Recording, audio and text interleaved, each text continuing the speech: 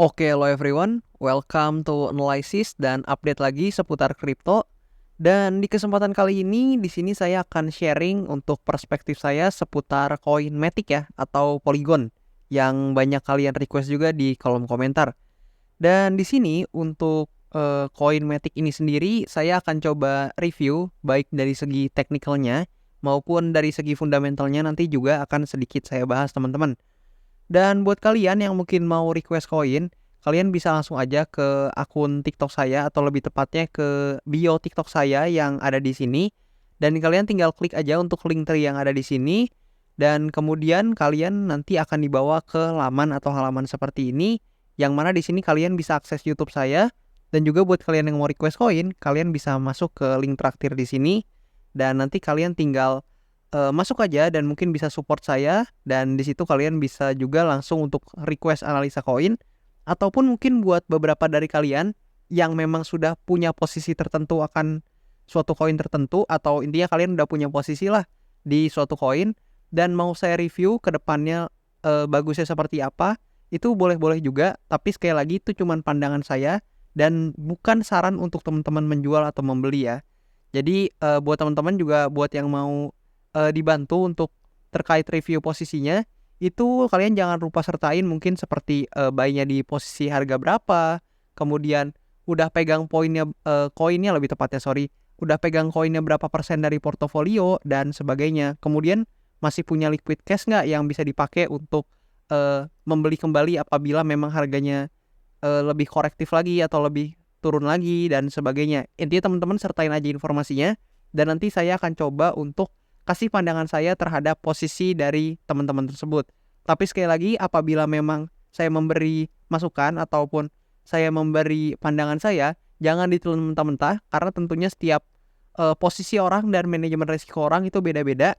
So kalian tetap harus analisa juga sendiri, dan kalian harus manage posisi kalian secara mandiri tentunya. Karena setiap orang nggak ada yang sama untuk manajemen risikonya.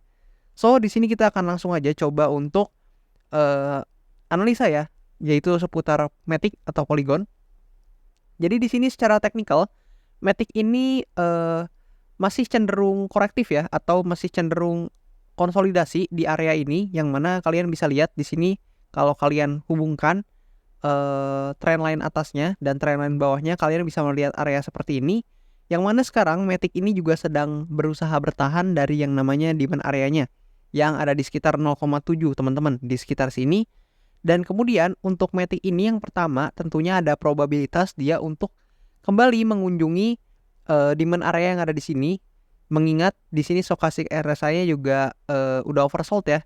So di sini masih ada potensi sebenarnya untuk dia mengunjungi demand area yang di sini apabila dia berhasil breakout trendline dia yang berada di bagian bawah sini teman-teman. Jadi kalau trendline ini terbreakout, maka ada potensi untuk Matic mengunjungi kembali demand area yang ada di bawahnya untuk mencoba kembali mengambil semacam power likuiditasnya ya. Karena di daerah sini sebelumnya Matic sempat mengalami konsolidasi juga, yang mana tentunya di sini juga sempat tertahan oleh area ini, dan area ini teman-teman bisa consider sebagai pertahanan metrik juga lah untuk Matic ini kembali bounce back gitu.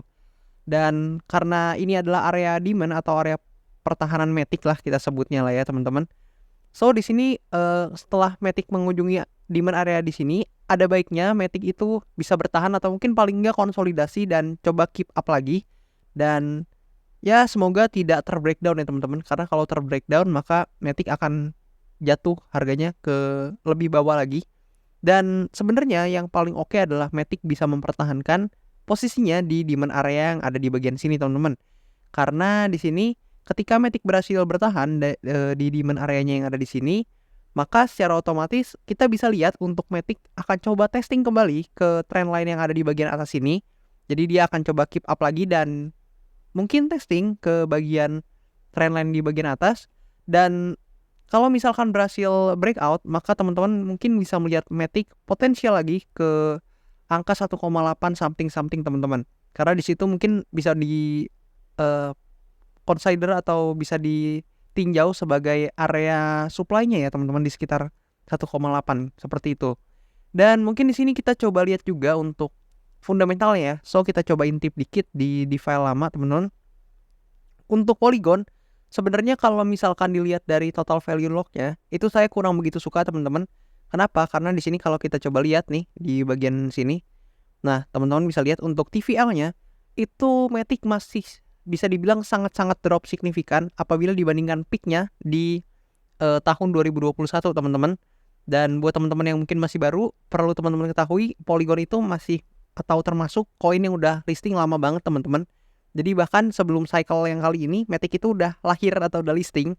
Jadi kalau kalian lihat di 2021 itu TVL-nya cenderung sangat-sangat tinggi, dan setelah melewati 2021 itu TVL-nya terus drop teman-teman sampai di sekarang. So dari segi TVL saya kurang suka untuk Matic.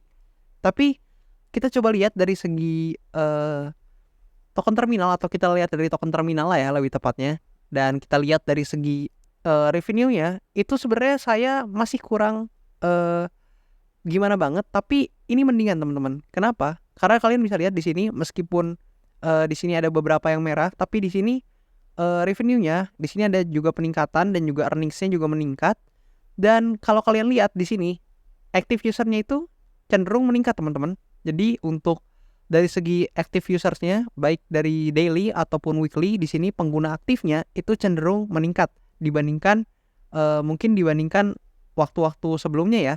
Jadi mungkin ada beberapa pihak yang memang consider untuk menggunakan Matic nih. Jadi secara use case paling tidak Polygon atau Matic ini masih digunakan dalam real life gitu teman-teman. Nah kemudian kalian juga bisa lihat di bagian sini, kita coba kembali lagi ke chart. Berdasarkan hal tersebut, maka teman-teman mungkin bisa consider apabila memang kalian percaya atau mungkin kalian yakin nih bahwa Matic memang punya use case yang nyata, dan mungkin ada potensi untuk Matic dapat lagi injeksi likuiditas seperti itu. Atau mungkin intinya teman-teman percaya bahwa akan ada dana yang masuk ke Matic nih. So sebenarnya ketika dia mencapai demand area seperti ini, sekali lagi bukan saran jual beli teman-teman. Jadi harapannya, pendapat saya atau pandangan saya hanya kalian jadikan sebagai second opinion aja. Dan tentunya kalian harus tetap do your own research dan riset secara mandiri ya, seperti itu. Nah menurut saya sendiri di demand area ini atau beberapa demand area itu, kalau misalkan kalian melakukan DCA itu bukan pilihan yang buruk teman-teman. Karena misalkan kalian anggaplah di sini kalian masuk 10% dulu nih dari portofolio kalian yang memang kalian siapkan untuk Matic, quote on quote, apabila memang kalian percaya dengan fundamental dan juga long termnya dari Matic ini untuk mungkin skalabilitasnya dan sebagainya. Intinya kalian percaya project Matic ini. Di sini misalkan kalian masuk 10%, dan kalau misalkan turun pun ke bawah, kalian masih punya dana untuk masuk lagi gitu teman-teman, dan nambah posisi lagi. Dan ketika nanti harganya ke atas, itu mungkin average price kalian atau harga rata-rata pembelian kalian itu udah di bawah sini atau di tengah-tengah sini teman-teman. Terus kalau misalkan harganya ternyata naik gimana? Nah kalau harganya naik, ya udah teman-teman, nggak apa-apa, justru bagus. Berarti paling nggak kalian udah punya exposure atas koinnya, dan kalau memang harganya naik, ya it's good teman-teman. Kalian paling nggak udah profit, meskipun kalaupun nggak banyak ya udah. Jadi yang penting kalian udah profit. Dan kalau nanti memang kalian sepercaya itu sama Matic, kalau misalkan koreksi lagi, kalian bisa coba consider untuk akumulasi lagi. Jadi seperti itu teman-teman. Jangan kalian nanti kalau misalkan Matic-nya naik baru greedy teman-teman mau beli dan sebagainya, udah telat karena harganya udah pumping gitu. Jadi selalu coba untuk cari opportunity ketika marketnya memang belum pump ya teman-teman, atau belum mengalami kenaikan signifikan. Karena ya kalau misalkan kita beli di atas, ya agak rugi ya teman-teman ya. Selain kita dapat risk to reward ratio yang jelek, di situ potensi kita rugi juga akan semakin besar karena kita beli di atas gitu teman-teman. Jadi ada baiknya teman-teman consider ketika memang marketnya sedang harganya tidak di atas, itu kalian memang bisa consider untuk DCA aja teman-teman kalau saran saya. Karena ketika buy data juga buat orang-orang yang split entry atau melakukan entry secara berkala, itu biasanya hasilnya akan lebih bagus. Meskipun memang tidak selalu, tapi biasanya karena kalian split entry, maka biasanya emosional kalian itu bisa lebih dikendalikan. Seperti itu teman-teman. Dan mungkin segitu aja untuk outlook saya seputar Matic atau Polygon. Dan buat kalian juga yang mau request, tadi saya udah kasih tahu caranya. Kalian bisa masuk aja ke akun TikTok saya di sini, bisa akses link tree-nya. Dan kemudian kalian juga bisa request analisa koin di bagian sini, di link traktir saya yang di sini. Dan buat kalian juga yang tadi saya bilang kalau misalkan kalian mau coba saya review untuk posisi kalian, misalkan bang saya udah punya posisi di Ethereum atau mungkin di layer 2 lain, mungkin Manta mungkin yang lagi rame sekarang. Misalkan saya punya posisi di Manta, beli di harga sekian. Nanti saya akan coba bantu untuk lihat apakah itu pembelian kalian di harga yang ideal atau enggak. Dan kemudian what next gitu, gimana ke depannya bagusnya dan sebagainya, saya akan coba bantu dari POV saya. Tapi sekali lagi di garis bawahi POV saya.